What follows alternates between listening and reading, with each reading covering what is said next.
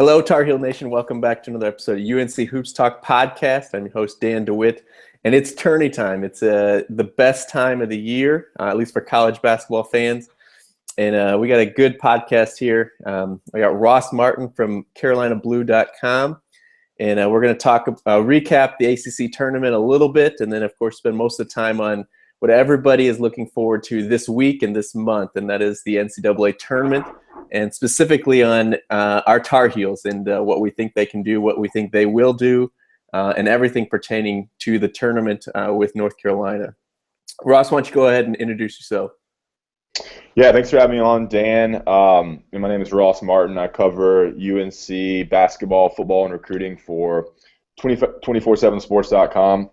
And our website there is CarolinaBlue.com or NorthCarolina.247sports.com. You can find me on Twitter at boss_Martin247. And we're, tons of articles, tons of news, updates, anything concerning UNC basketball and football and recruiting on our website and through our Twitter pages there. So appreciate having me on. Looking forward to talking a little NCAA tournament.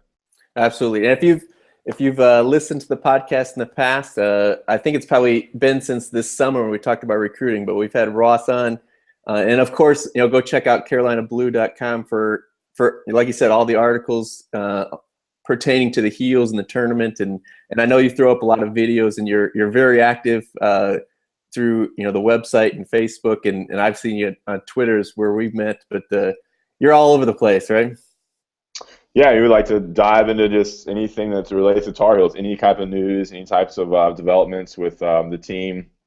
Post a lot of videos, a lot of the vines from the games that you post. We take YouTube videos, put them on there, and then try to get to inside scoops with recruiting and some analysis with basketball, and talk with different beat writers from the opponents. We have a article coming up with a beat writer from the Harvard Crimson that I'll put up today. Things like that. We had an interview with Harvard's coach, Tommy Amaker, that I put up yesterday. So there's a lot of news, anything related to the Tar Heels. We try to get on the site and try to be as informative as we can for the fans out there. Awesome. And I'll make sure I get those links from you and put them below this video on YouTube and in descriptions everywhere this audio and video goes, and up on the blog as well. So let's jump right in. Jump into the ACC tournament first, recapping the Tar Heels' run. I did not get to see the BC and the Louisville games. I had to listen on the radio. Was not home for any of the tournaments, so I had to kind of catch what I could. But we'll go through, especially the first couple of games, pretty quickly. Boston College, we won 81-63. Pretty comfortable win, kind of what everybody expected, I would say. We kept Hanlon in check for most of the game. He ended up with 18, but a lot of those were late in the game. We were led by Bryce, 17 points, 9 rebounds. Marcus had 17 points, 9 assists to just 4 turnovers. Also had 6 rebounds for him. Justin Jackson had a nice game, 12 points, couple rebounds, couple assists. So yeah, not a lot to say here. We won this game pretty comfortably. I don't know if there's anything you want to add in there, Ross. Yeah, I mean, Boston College, the talent level there is nothing close to what UNC and some of the top level teams have, and UNC beat them earlier in the season in Boston College, at Chestnut Hill, and again in Greensboro. So yeah, it was a pretty easy win and got them a little bit of momentum heading into the matchup with Louisville. Yeah, and that's kind of the question, I struggle with, and I know a lot of people kind of ask, is does the early, the first game give you momentum in the tournament to because I know we were fighting Louisville for that 4 seed coming down the stretch in the regular season. Is it better to play that first game and kind of get your feet wet in the tournament before you play the second game, or is it better to have that double bye and have the rest like Louisville did? You got any comments on that? Yeah, I think it's good to get your kinks out, get used to the stadium, get used to the atmosphere in Greensboro or wherever you're playing. But I think playing 4 games in 4 days kind of took its toll come Saturday against Notre Dame. So that's kind of the only negative. But it is good to kind of get out there and get playing and get like a little comfortable before moving on to the more important matchups in the quarterfinals, semifinals. So that's where I see the advantage being there. But you could tell the Tar Heels were a little tired on Saturday, and that's the effect of playing that 4th game. Yeah, and that's kind of where I was going next as well is if you make it to that championship game, playing 4 games in 4 days, there's effect there. But we'll kind of talk about that maybe when we talk about the Notre Dame game. So we did match up with Louisville for the third time this season, splitting during the regular season. Both teams having comebacks. I think there was an 11-point comeback for the Heels in Chapel Hill, and then a game we were both at in the Yum Center in Louisville, where the Tar Heels kind of collapsed in the second half, giving up a 18-point lead, went into overtime and lost to the Cardinals. And it kind of, set the tone for the rest of the season, where we kind of struggled a little bit down the stretch, probably minus the Duke games. I'd say we played pretty well in both of those. But tight game. I don't know. How would you describe this? Was this not necessarily an easy win? It was, what, a 10-point win, 70-60. Would you say it was comfortable? Yeah, I think the takeaway there was it was not comfortable. It was close the whole game, and I think the takeaway from that game is UNC really closed it out at the end. They made stops, they made plays when they needed to, and they made free throws down the stretch. It was a lot closer than the 10 points. That's because UNC made free throws when they were fouling at the end. And so it kind of showed, a little momentum. UNC can close the game. They can close out good opponents, unlike they've done it many times during the season. So that was, I think, a huge confidence boost, getting that win. A team that had to come back, like you said, they were down Louisville was down 18 at Louisville, ended up beating UNC in overtime. So I think it was a huge confidence boost, a sign that UNC could win the big game, could play with these opponents and get the W. Yeah, and that's something I've said on this podcast several times, is we don't close out teams, we don't close out games well enough, and a lot of people attribute to that the toughness or just kind of that killer instinct. But it is a good, kind of like we were talking about, momentum builder too, is to get that revenge on Louisville, to get the momentum going in the tournament, of course, leading into Virginia, the next game we'll get into. But as far as leaders in this game, Bryce, 22 points, 7 rebounds for us. Justin, a decent game. Again, 10 points, 5 rebounds. Marcus, 13 points, 5 assists, 3 rebounds, 4 steals. And just kind of looking at their stat, we know that without Chris Jones, they're limited. Just a few guys really that score. They had Harrell with 14 points, Blackshear with 18, and Rozier had 20, but shot 6 for 20 overall, 1 from 8 from the 3-point land. And besides those guys, they have 8 points. 2 other guys scored 4 each. So very good. A team that I would say we probably should close out against and beat, and they did, getting that momentum going into the semifinal in the ACC tournament, which, of course, everybody listening or watching this podcast knows and saw the game, was Virginia. Ross, is this the best the Tar Heels have played all season? I mean, I think they played really well against Duke, the first game against Duke when they lost 92-90 in overtime. But, yeah, I mean, it was a complete win against a really good Virginia team. I mean, their defense was incredible. I've never seen a team play so aggressive on defense, getting to the passing lanes, pressuring the ball past the three-point line.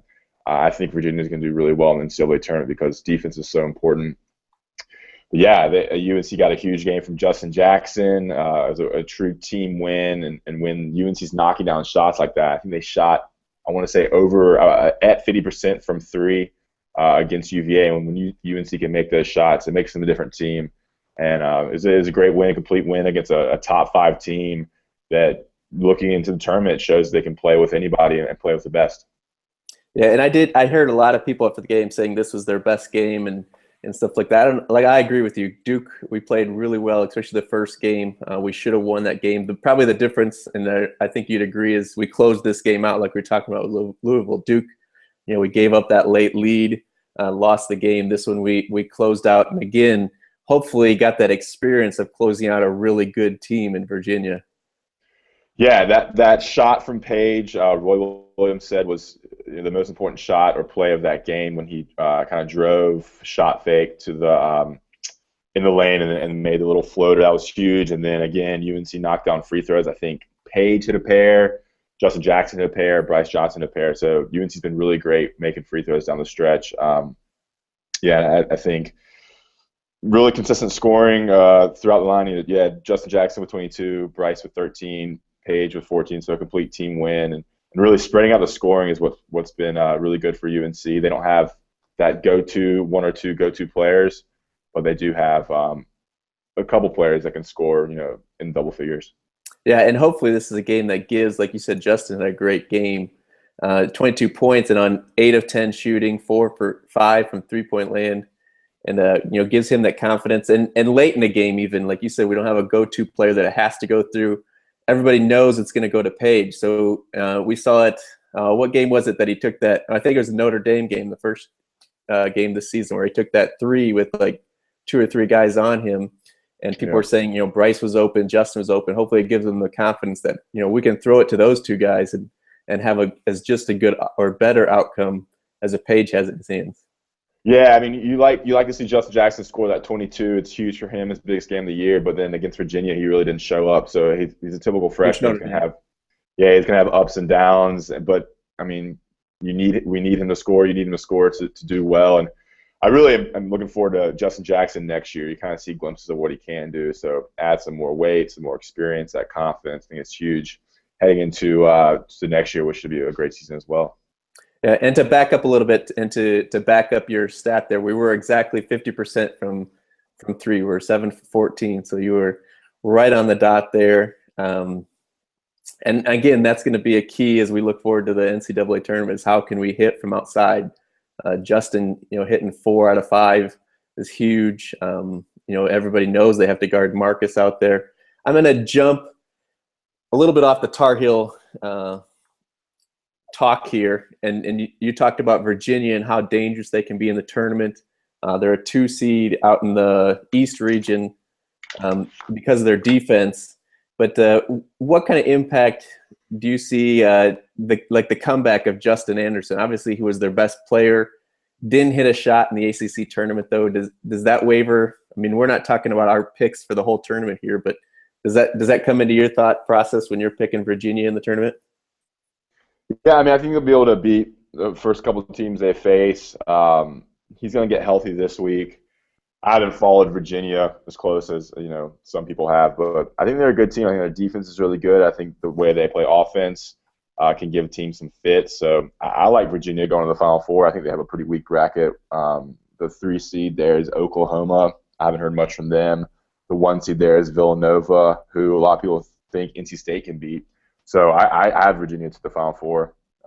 If they have to get past Michigan State in the second round, but that's the only way I see them kind of faltering. I think they're a really good team, really well-coached team. And I think it's good for the ACC to have Virginia be good. You need 4, 5, 6 really good teams for this conference to be back to where it has been.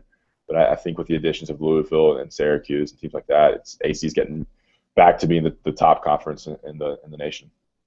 Yeah, that's definitely one I've struggled with. I've have my bracket about 98% filled out, and how far I have Virginia going is one of the spots where it's not filled in yet. So maybe that's why I asked them, really wavering. I heard a stat, not to get too deep into Virginia here, but when they had Justin Anderson at the beginning of the season, they were like top 10 offensive efficiency, and since he got hurt and come back, they've been like outside the top 25 of offensive efficiency. So everybody knows about their defense. It's even though they don't score a lot, how efficient their offense was. But yeah, I don't know. That's just a little tangent. Yeah, I wanted input on. I guess I need to figure out what I'm going to do in that part of the bracket. So we beat Virginia top. I think they were third in the nation at the time that we beat them. Probably a 1 seed if they would have beat us. They dropped to a 2 seed, but great win for the Tar Heels heading in. And again, that momentum we're talking about going forward. And so instead of Duke, as a lot of people would have predicted, not that they predicted us to be there, but instead of Duke, we ended up with Notre Dame in the championship. And for about, 30 minutes, 25, 30 minutes, it looked like the Tar Heels were going to claim the ACC tournament. Are you still there? Yeah. Oh, sorry. Yeah, I mean, they were winning the whole game, and then they were up 9, I think, with in the second half, and then it was like a 24-2 run. It just shell shocked UNC. They couldn't make a shot. They kept turning the ball over. That was the worst thing. They just kept giving the ball away, and then Notre Dame couldn't miss.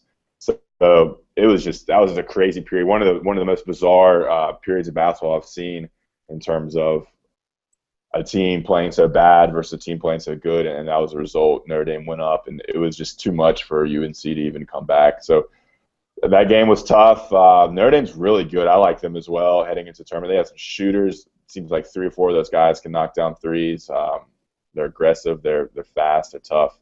And yeah, I think the 4 games in 4 days, like I said earlier, was a big issue there. And just UNC kind of couldn't come back from that, or couldn't even break that streak, that run there from Notre Dame.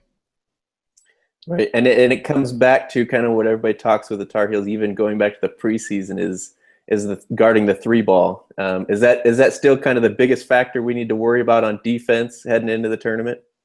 Yeah, I think UNC's decent at defense. They have been giving up open threes, I've noticed. My buddy told me that earlier, that they've noticed they've been giving up just wide open threes, and that's kind of a concern. And in the team, you playing really good teams in NCAA tournament, they can knock down threes, and at this level, you can't give people open looks. So I think that is a concern, and threes are a game changer in college basketball. It can put a team up real quick, as you saw against Notre Dame. Yeah, it was fast that they came back and took that lead. Obviously discouraging, and I think, like you said, the fatigue of 4 games in 5 days. I saw somebody talking about Marcus even kind of limping around towards the end of that game. Did you notice anything? I didn't see anything that. about him? No, I haven't seen that. All right. So they haven't said anything, and Roy and UNC is usually pretty open about that. So especially with a week coming up, pretty much off from games, should be fine. And speaking of his health, is that the biggest thing for this UNC's? Is that the biggest thing that contributed to their run in the ACC tournament and to his play specifically? Is him being healthy? Yeah, I mean, Page was great in the tournament. I think Bryce Johnson was the MVP for UNC in the tournament. He had 73 total points in the 4 games, 18.25 average, and Marcus averaged 17 points in those 4 games. So those 2 players are huge. Again, you had a great game from Justin Jackson. But, I mean, this team goes as Marcus Page goes. Really saw them establish themselves inside against Virginia and Notre Dame, just pounding the rock inside to Meeks and to Johnson, into Hicks to a lesser extent. So you have the inside-outside game going, and when UNC can knock down shots, Joel Berry showed some good signs, which is good to see. And then, of course, Page and Justin Jackson as well hitting threes. So if UNC can get that inside-outside game going, could be a really dangerous team offensively, because they have the talent, they have the opportunity to score, and the players who can score. It's just putting it all together. Right. And to kind of wrap up the Notre Dame game, Marcus was trying to will us to a win. Shot 5 for 11 of 3, 9 for 18 overall, 24 points, 5 assists, a couple of rebounds. Bryce also a big game with 20 points, had 4 rebounds. JP Tokoto, 7 points, but also 7 assists to just 1 turnover. Obviously, his turnovers have been a big talk throughout the season. Justin Jackson did struggle in the championship game, 7 points, 0 for 7 from 3. And you talked about, pounding inside, and we did that to get the lead against Notre Dame. Did we get away from that at the end and start to shoot too many threes when they came back? Obviously, you talked about, we turned it over, and that obviously you can't pound it inside when you're turning the ball over. But yeah, that's what I was going to say. I think the turnovers just hurt us, and when you get down, you have that. You try to shoot threes, get back in it, when sometimes you just need to chip away with 2-pointers. So I think that was a little bit of that. But I think the big thing was just turnovers and just not be able to stop them from scoring. Yeah, and one thing I want to say is, I think Tokoto, I don't know what you think, but I think he's shooting way too many mid-range jumpers. I feel like he's just become so bad offensively when he tries to do too much. And he's not pushing the ball inside. When he drives the basket, I think it's great. And in transition, he's awesome. When he shoots these outside shots, I think it's horrible, and it feels like he hasn't made a mid-range shot in the last 10 games. And so, I'll preface this by saying he did hit a 3-pointer against Notre Dame, true. and he has been getting away from the 3-pointers, and this is obvious because my wife even pointed out. But he takes the one dribble and then mid-range shot, like you're saying, instead of getting all the way to the rim. You think back to the Vince Carters and Rashad McCants and some of those bigger wings that we've had, like he is, an athletic wings. they're getting in and dunking on people and athletic lay-ins, which we've seen from him. But I agree, he's getting away from that.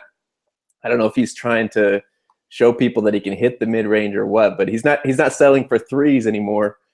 But he's not getting to the basket. He's pulling that mid-range, and yeah, he's not been good at it or efficient at it, at least. Yeah, I mean, if he's trying to show people you hit the mid-range shot, he's doing a horrible job because he's missing every one he takes. But yeah, I like him just driving to the basket. He's so quick and such a quick leaping ability, just getting inside and among the bigs and kind of putting it up there. I really like that. But of course in transition. But yeah, mid-range is horrible. It's like a turnover every time he shoots a mid-range shot. Right, and yeah. And he needs to go back to like the Jackie Manuel rule where he doesn't really shoot anything besides a layup or a dunk. Exactly. Yeah. One other thing I noticed looking at this box score, the Notre Dame box score, is we shot 7 free throws against Notre Dame. We were 5 for 7, and they were 28 of 32. Now, of course, some of that we were following down the stretch to try to come back, but. And I'll say, this goes to what we were just talking about with JP, is going all the way and attacking the rim as opposed to pulling up for jumpers. But is that the biggest thing for us to shoot for, more free throws, is just attacking the rim? Or, I mean, we can't just 5 free throws. Yeah, I mean, it's odd because we did pound the ball in so much in the first half and took the lead in the second half. And free throws is a really good indicator of who's going to win the game. Usually, the team that shoots the most free throws has obviously a greater chance to win. So that is odd because UNC is known for shooting a lot of free throws and really taking it inside. So it was an interesting stat. I did notice that through the game as well, that they were getting a lot more free throw opportunities than UNC. All right, so that kind of wraps up our ACC tournament. Great run by the Tar Heels. Wouldn't really trade it for anything. I kind of said before the ACC tournament started last week in the podcast that, because we were projected into Kentucky's bracket as a 5 seed, I think I said we probably should either lose early, drop to a 6 seed and get out of there, or, make a good run, get up to a 4 seed and get out of Kentucky's bracket. And that's exactly what we did. We moved up to the 4 seed. Obviously, we don't know where it would have been if we would have just kind of like lost to Virginia or Louisville. If we really would have been in Kentucky's bracket, you can't really ever project that. But we aren't in there. We're in the West bracket as a 4 seed. Wisconsin as the 1 seed. Arizona as the 2 seed, and Baylor as the 3 seed in our bracket.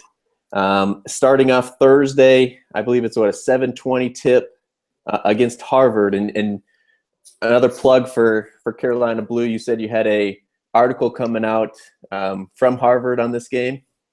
Yeah, I talk with the Harvard beat writer for the Harvard Crimson, which is their student newspaper. So I spoke with him yesterday, and going to have like a little Q&A published today. So we'll have some more information on Harvard. I mean, because I've never seen Harvard play. I don't think many people have watched them.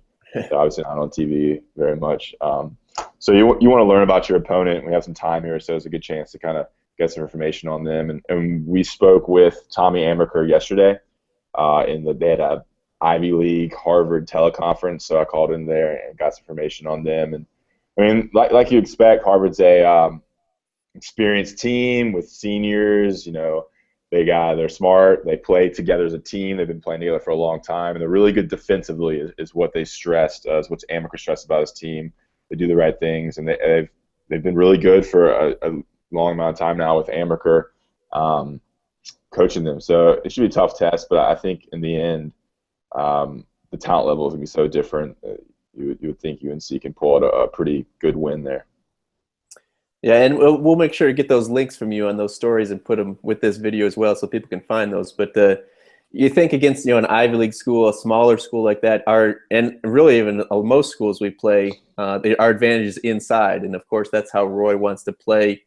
Is there anything really that you see that can deter us if we are consistently pounding inside that they can stop us? Yeah, I mean, UNC is pretty inconsistent, so you never know against teams. But they played pretty well against lesser competition. They've beat the teams they're supposed to beat, and they've lost the teams they're supposed to lose to. So I think you see UNC win here.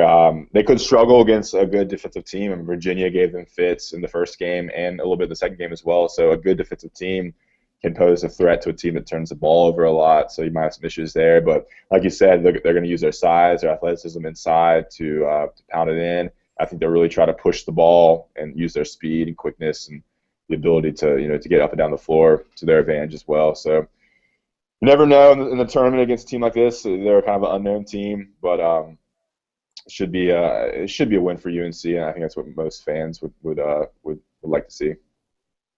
Yeah, I would say, especially after that ACC tournament, the trend for the Tar Heels is kind of trending up. So as long as we can carry that momentum over, we should be fine.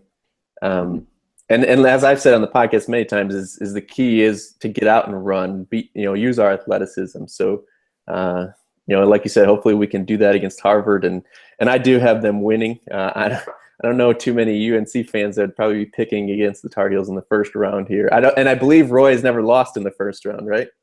Oh, I'm not sure, but that sounds right to me. I believe even going back to Kansas that he's never lost, and I think we missed the tournament twice with him now, or once with him. Yeah, I mean definitely that 1 year after the 2009 champ. Wait, after right, 2010 is Larry Drew team. Right. So out of his 36 years or whatever, he's not made the tournament once and never lost in the first round. So we have that going for us, and it should continue going on second round. And even with that, what's the first team that really scares you? Is it Arkansas or Wofford in the second round? I mean, Arkansas is pretty good. I watched them play against Kansas. They have some real good athletes, and that should be a good game. That's definitely not a cakewalk game, and no game's gonna be a cakewalk for this UNC team. So I think Arkansas could be really good. Like I said, they're athletic, have some good shooters. Will be the next game. So if they beat Arkansas, that puts Wisconsin if they make it. Yeah, that puts them in the Sweet 16. And I don't think they'll beat Wisconsin. I think this team, like I said, has lost to teams they're supposed to lose to and beat teams they're supposed to beat. So, I mean, that should be a good game. You never know. I haven't watched too much Wisconsin play, but they're one of the top. They've been one of the top teams the whole year, and they have experienced senior players. So that should be a good matchup. But I think this team's ceiling, it's hard to say, but I think it's Sweet 16. I think getting there would be. You want to see them get to the Sweet 16 as expected. You don't want to see them lose in the second round as they've done the last 2 years. But I think the ceiling is Sweet 16 and most likely losing to Wisconsin. But getting beyond that, I mean, you never know. Yeah, I said in the preseason that I thought that this Tar Heel team, of course, we came in ranked in the top 5, I think, in preseason. But yeah. I said we needed to reach the Elite 8 at least this season. I think it was midseason or so. I pulled back on that. I said the Sweet 16 has got to be at least our goal. After the Sweet 16, we're kind of playing with house money, and as far as we can go is of course great. And going back to that Arkansas game, they play, what used to be the 40 minutes of hell. They get up and press and try to get it. So that should be a very fun game to watch as well. With the Tar Heels like to run, they want to press and get out and run and score. So it should be an entertaining game, don't you think? Yeah, I think they do like to play pretty fast and aggressive, and so does UNC. It should be a good matchup. SEC, they've been down this year, so you see their record. Arkansas is 26-8, and a very weak SEC. So I think UNC is the better team, more talent. Yeah, it should be a good game. It's an exciting matchup. Yeah, and back to what you said, I also had this. I thought this team was not good enough to get to the Final Four, but I think the Elite 8 was where they should be targeting for at the beginning of the season. But then you saw them lose to teams like Pittsburgh and NC State and Iowa, losses they shouldn't have had. So, yeah, Sweet 16 I think is a ceiling for this team. Now I'm gonna break it here, but I'm picking them. Of course, my bracket has never been perfect or right, but I'm picking them over Wisconsin. Maybe I'm too homerish, but I'm breaking it right here that I'm picking them over Wisconsin in the Sweet 16 to make the Elite 8. And then they play in Arizona there? Yeah, and of course I would love to pick them into the Final Four, but playing Arizona out west is going to be really tough. Pretty much a home game for Arizona out there, and that's where I have them losing to Arizona. Yeah. Who knows? I mean, Wisconsin plays pretty slow. I think they kind of play like similar to, not as slow as Virginia, but as you saw last year when they went to the Final Four, they're a good team. I don't think they lost much. But I think it's a tough matchup for a Wisconsin team that's played pretty well in the Big Ten, which has been a okay conference this season. Yeah, no, obviously they're really good. Of course, they have Frank Kaminsky, who is up with Okafor for Player of the Year. A lot of people have talked about him. And they do play a little bit quicker pace than normal or old Wisconsin teams used to. But I think that's only in our favor. You know, we do worse against teams that slow it down and play more half court. I know you said you hadn't seen a lot of Wisconsin games or anything, but if we have to play them and we're going up against Frank the Tank, who can shoot from the outside, obviously post up and play in there, who's our best bet to stop him, or maybe a couple guys if we got to use committee to do it? Yeah, I mean, I could see them double teaming him like they did with Okafor against Duke. Probably put Bryce Johnson on him. He's more the faster player. Maybe Meeks, and then bring another post player or like a Justin Jackson or JP Tokoto on him when he gets the ball, inside the paint. You can see that happening. But Wisconsin has good shooters too, from what I remember from last year.